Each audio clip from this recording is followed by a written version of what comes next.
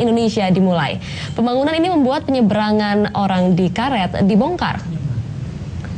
Dua stasiun MRT yang dibangun terakhir adalah stasiun Istora dan stasiun Bendungan Hilir.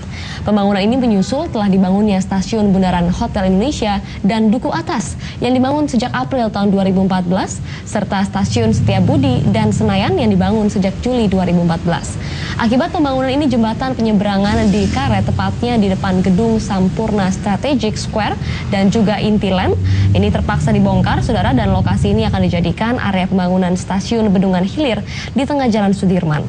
Pengaturan lalu lintas di area ini juga akan diterapkan dan Dinas Perhubungan DKI Jakarta serta Kepolisian Daerah Metro Jaya yang akan mengaturnya.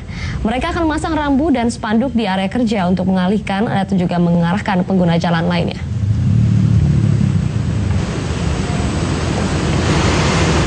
Untuk mengetahui perkembangan terbaru dari proses pembangunan transportasi massal cepat, sudah ada rekan Andre Sinaga di Senayan yang akan melaporkan langsung. Andre, bagaimana proses pembangunannya hingga kini?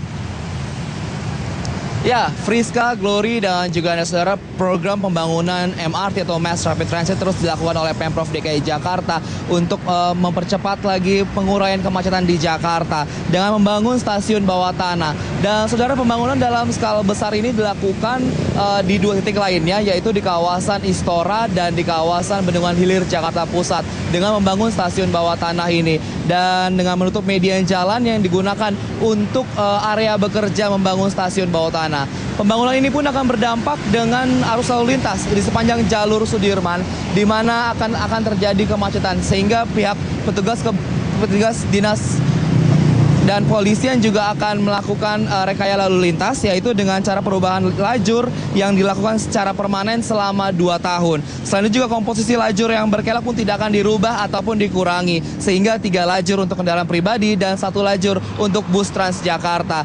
Dan informasi lainnya yaitu selain berdampak dengan kawasan arus lalu lintas, juga akan adanya pembongkaran jembatan penyeberangan orang di kawasan karet, dan ini juga para warga yang biasanya menggunakan JPO ini juga dapat menggunakan penggantinya JPO atau jembatan penyeberangan orang di kawasan depan Hotel Le Méridien. Dan saudara, nantinya di sepanjang jalur Sudirman Tamrin ini akan ada 6 stasiun bawah tanah yang dilakukan untuk Mass Rapid Transit ataupun MRT.